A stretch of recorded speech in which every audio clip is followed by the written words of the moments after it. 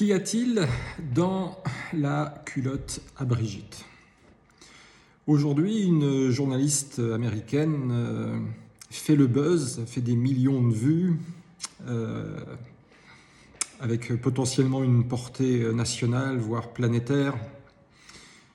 Euh, Cela m'a inspiré cette vidéo et j'aimerais partager avec vous une réflexion. Déjà, la première chose, c'est que si effectivement ce qui se profile s'avère exact, dans cette hypothèse-là, imaginons que ce soit exact, que quelqu'un détient cette vérité et que c'est avéré.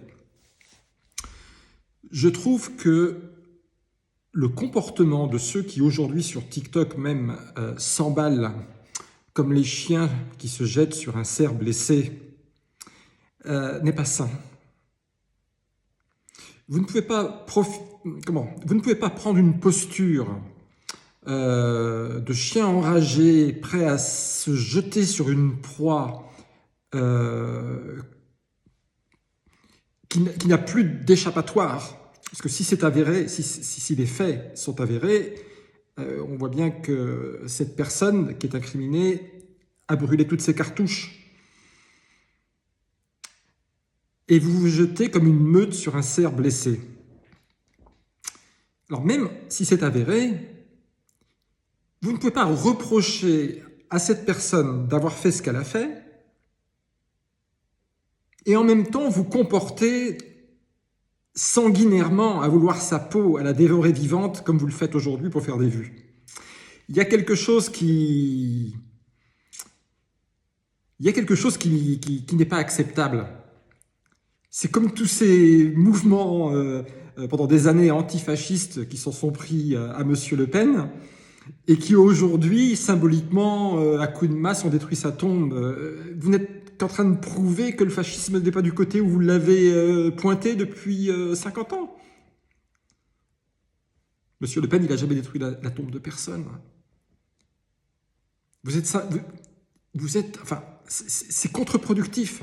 Alors, dans la première histoire, à Brigitte, c'est pas élégant, on va dire comme ça. Et dans la deuxième histoire avec Monsieur Le Pen, c'est même pas que c'est pas élégant. Ça montre que vous êtes des idiots de la pire espèce parce que c'est contre-productif. Si vous êtes antifasciste, si vous êtes du côté du bien, on ne saccage pas une tombe, enfin. Vous montrez votre vraie nature.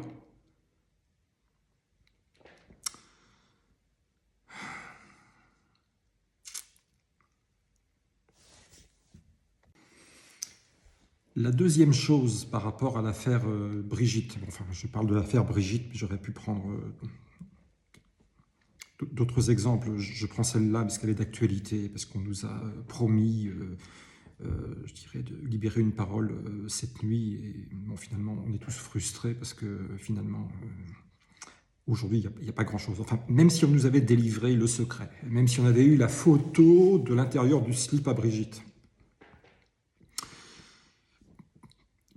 pourquoi toute cette énergie médiatique, quel que soit le discours, les pros et les antis, les deux, je renvoie les deux dos à dos.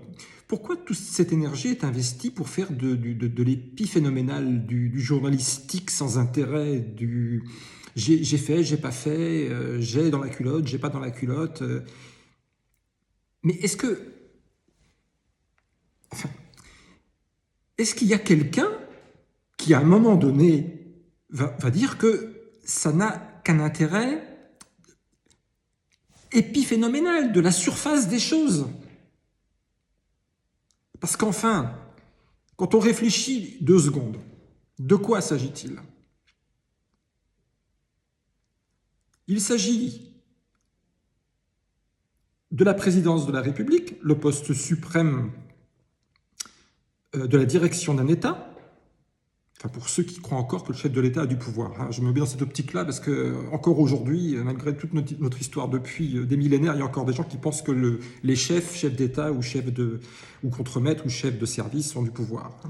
Ils n'ont pas encore compris qu'on respectait des directives au service de l'ordre marchand, quel que soit le niveau où on intervient, et que les hommes n'ont aucun pouvoir, y compris le président de la République, et surtout pas en France, puisque la France est vassalisée depuis 1815. D'accord ? On est passé d'un État souverain où le chef de l'État, le roi, avait des sujets, un sujet, verbe, complément, il y avait une épaisseur humaine dans le concept de sujet, et on est devenu une république qui est une société, où nous sommes tous avec un petit bout de capital, et l'addition de tout ce capital fait 100% du capital, fait la République. Voilà. Et donc on a ouvert la France à des capitaux, pardon, on a fait de la France 100% de capitaux, pour que les forces d'argent étrangères puissent la dépecer, d'accord ? Après, ne vous étonnez pas que, après une journée de travail, vous êtes plus endetté français que le matin quand vous vous êtes levé. Avec le jeu de la dette qui aspire et qui aspire le sang et les richesses que vous produisez tous les jours. Pourquoi le soir, en vous couchant après une journée de travail, vous êtes plus pauvre que le matin avec la dette? Parce que la République est une société. Quelle est la propriété de possédants étrangers qui ont investi en achetant des parts sociales de la France et qui récupèrent le fruit de votre travail. Mais c'est le capitalisme que vous aimez. Vous voulez tous vous mettre à votre compte, gagner de l'argent, etc., créer une société, détenir des parts sociales pour ensuite distribuer soit des salaires, soit des dividendes. Cette logique-là, elle vous convient. Quelle est votre motivation pour créer votre société? C'est bien de tirer des revenus du travail de votre société, du travail que vous faites pour votre société, pour en tirer les dividendes. Parce que vous avez investi, vous avez acheté des parts, vous avez créé ces parts et vous les avez enrichies. Et qu'est-ce que font les étrangers qui ont acheté des parts sociales de la France? Ils font la même chose, ils ont acheté, ils veulent du rendement. Et vous êtes là à travailler pour leur apporter du rendement, c'est tout. Vous ne pouvez pas, et à la fois... promouvoir, encenser un système capitaliste où la société, c'est bien, c'est valorisé, chef d'entreprise, il a réussi, il a fait des millions, il a fait des milliards, Monsieur Arnault, regardez, extraordinaire, il a racheté Boussac pour 1 euro, aujourd'hui c'est la plus grosse fortune du monde, vous voyez.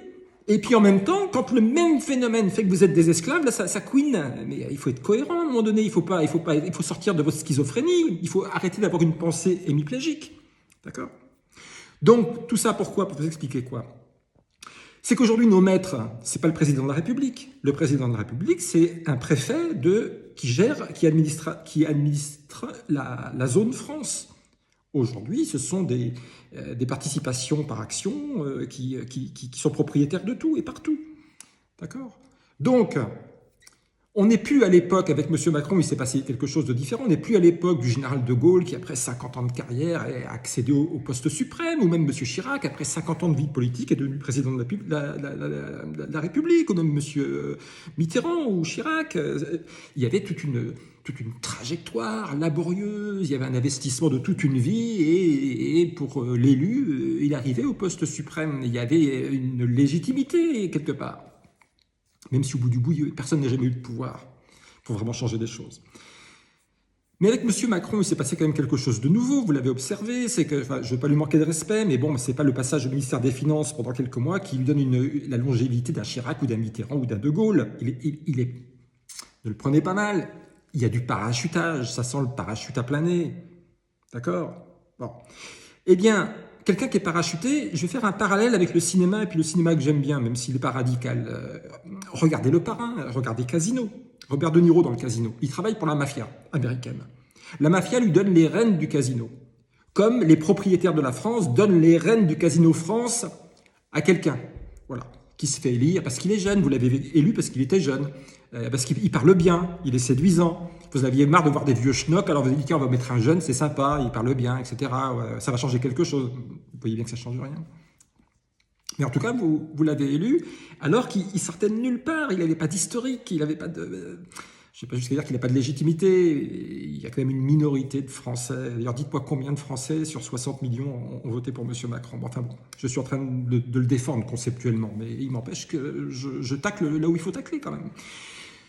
Donc, ceux qui ont le pouvoir, ceux qui veulent tirer des revenus de leur entreprise France, qui sont propriétaires des parts sociales de la France, et qui veulent du rendement, donc ils vont mettre quelqu'un aux commandes à la présidence de la République qui a quand même un peu de pouvoir, qui peut éventuellement se croire autonome. Il peut croire qu'il peut assouplir ses relations avec la Russie. Vous voyez, il peut prendre certaines dispositions, mais... nos maîtres ne l'entendent pas de cette oreille. Donc il faut que, si ce président croit qu'il est vraiment le président et qu'il a l'autonomie, il faut qu'il soit tenu en laisse. Alors, je ne vais pas aller trop loin, parce que je ne vais pas m'attirer d'histoire, parce que c'est quand même très sensible, et là, on touche quand même à... Je parle du chef de l'État. La question qu'il faut vous poser, c'est est-ce que vous pensez qu'à ce niveau de responsabilité, quand la France est entre les mains, quand la France est une entreprise qui crée des richesses, est entre les mains de propriétaires privés, dont une partie sont des étrangers. Enfin, j'ai rien contre les étrangers, c'est pas du racisme, c'est juste dire que les gens qui détiennent la propriété de la France et qui exigent d'avoir des retours sur investissement avec le jeu de la dette qui fait remonter le fruit de votre travail à ceux qui sont propriétaires de la France, quand ils mettent un chef à la tête de la France, ils doivent s'assurer qu'il fait exactement ce qu'on lui demande de faire. Ça, vous comprenez? Pourquoi j'ai parlé de Casino et De Niro? C'est pareil, la mafia américaine, elle met De Niro directeur du casino en étant sûr qu'il va faire exactement ce qu'on va lui demander. Et donc forcément, on va le promouvoir à ce poste, mais il va devoir accepter d'avoir des casseroles aux fesses. Donc ce que je dis, c'est que si vous n'avez pas de casserole,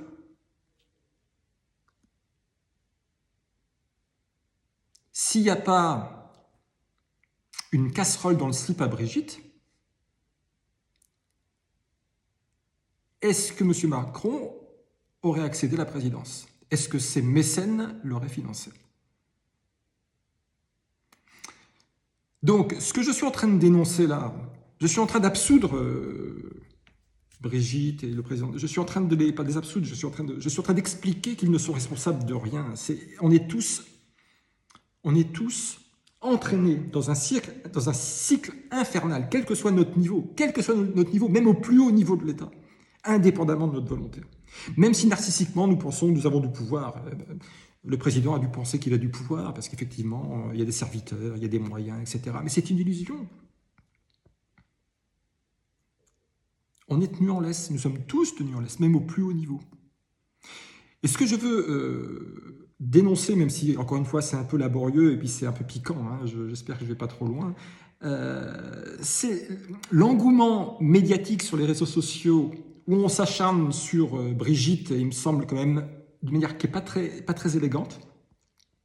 Je ne parle pas de l'aspect pédophile, hein, je parle de l'aspect culotte, hein. Enfin de ce qu'il y a dans la culotte. Je ne parle pas de l'aspect pédophilique de la relation, si elle était toutefois avérée, je n'en sais rien, mais en tout cas c'est ce qui circule sur TikTok et je ne parle pas de cet aspect-là, ça c'est encore autre chose. Bien que ce soit une laisse supplémentaire éventuellement, si c'est avéré. Hein. Donc essayez juste de réfléchir à cette histoire de laisse. Voilà. Et je vais finir par accoucher de ce que je voulais dire, c'est que ce qui est important, c'est pas ce qu'il y a dans la culotte à Brigitte, c'est pourquoi on a subventionné la prise de pouvoir de ces personnes-là, alors que ceux qui les ont subventionnés savaient les casseroles qui étaient liées au couple en question. Je vais finir par accoucher, c'est pourquoi tout le monde reste à focaliser sur la culotte à Brigitte, alors qu'en fait, le problème, c'est pas la culotte à Brigitte, le problème, c'est que celui qui est censé incarner la défense des intérêts supérieurs de l'État est tenu en laisse par les propriétaires de la France, commercialement, puisqu'ils détiennent des parts dans la société France. Et il y a même des gens, mais ça c'est à creuser, moi je n'ai pas étudié ce sujet, qui explique qu'on n'a pas à payer des impôts, on n'a pas à payer les PV parce qu'on n'a pas à avoir de relations commerciales avec la République et ses agents, parce que nous sommes des êtres humains et que la République est une société et que nous ne sommes pas en contrat commercial avec la République. Donc ça c'est encore autre chose à creuser, mais qui rentrerait en résonance avec ce que je viens de dire. Voilà. Donc, même si c'est avéré,